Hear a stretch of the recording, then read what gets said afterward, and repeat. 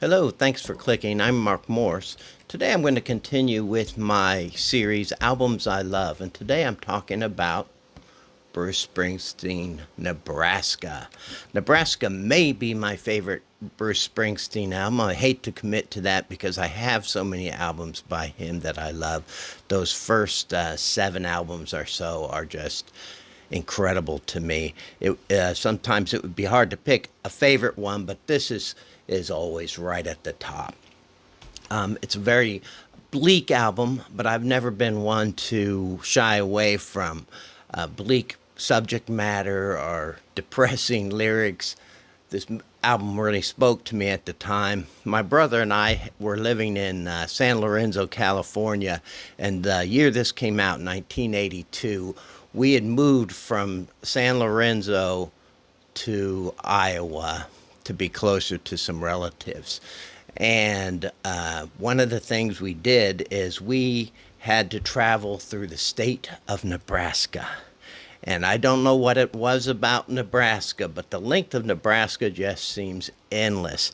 And part of it is because of this bleak landscape. There's just not a lot to see when you're driving through Nebraska. And it seems as soon as you get out of it, things start immediately getting better. But that whole state just seemed very bleak.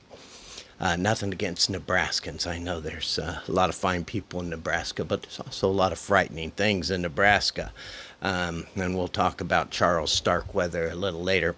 I'm pretty sure everybody who's clicked on this video already knows the story of how Bruce Springsteen, he recorded this on a 4-track. He intended to have the East Street Band come in and build up the songs, but after listening to it with the producer, John Landau, they decided this album would probably be more powerful as is. So it's 4 tracks, mostly Bruce Springsteen, his guitar, some great stories, some reverb, and just a tone that just carries out through the album, and just it really is a powerful album. I wanted to go through a couple of these songs just to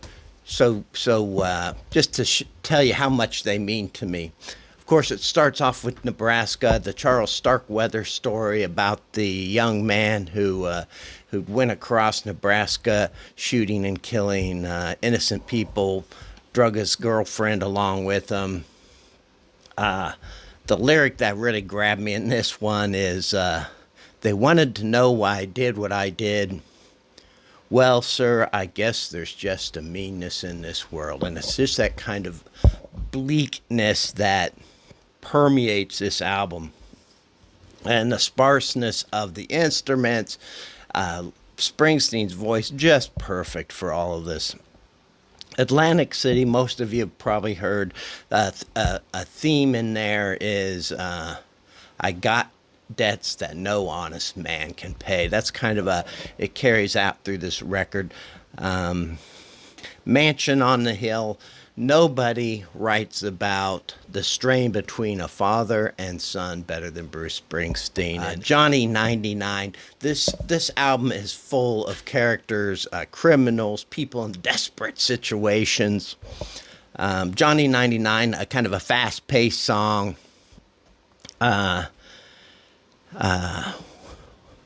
Well, Your Honor, I do believe I'd be better off dead, and if you can take a man's life for the thoughts that's in his head, then won't you sit back in that chair and think it over, Judge, one more time, and let him shave off my hair and put me on that execution line. Highway Patrol Man, one of my favorite songs on here, about the two brothers, the one brother always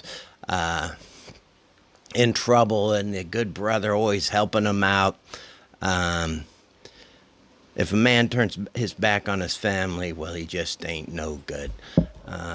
State Trooper. Hey, somebody out there, listen to my last prayer.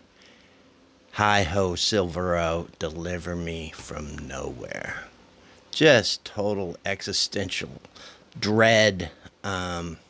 Used Cars, about just going, watching his parents buying a used car, just brings a lot more to the story than what I'm saying here. Open All Night, and you're probably tired of hearing this. Another one of my favorite songs on here. Just a desperate drive through New Jersey to see his girlfriend really gives it kind of a surrealistic landscape theme again. Hey, Mr. DJ, won't you hear my last prayer? Hey, ho, rock and roll, deliver me from nowhere. Just this desperation to like a search for meaning that may not be there. My Father's House, another father son song, very moving. And then Reason to Believe. This always makes me laugh a little bit because when this album first came out, I remember reading a review, and then the reviewer said, but at the end, Reason to Believe was a hopeful song, that there was still hope. I did not agree with the reviewer. I think the reviewer probably was reading something in here that maybe isn't there. The hope that's here is a slim one, if that's what it is. But just let me read it. Okay, so it opens up with this. Seen a man standing over a dead dog lying by the highway in a ditch. He looking down, kind of puzzled, poking that dog with a stick. Got his car door flung open. He's standing out on Highway 31. Like if he stood there long enough, that dog would get up and run. Struck me kind of funny. Seemed funny, sir, to me. Still, at the end of every hard-earned day, people find some reason to believe. That's the kind of hope they're talking about, which to me is a very grim place. But if you are in the mood for desolation, hopelessness, a search for meaning that may not be fulfilled, Nebraska may be the album for you. Thanks for watching, and I'll catch you again very soon.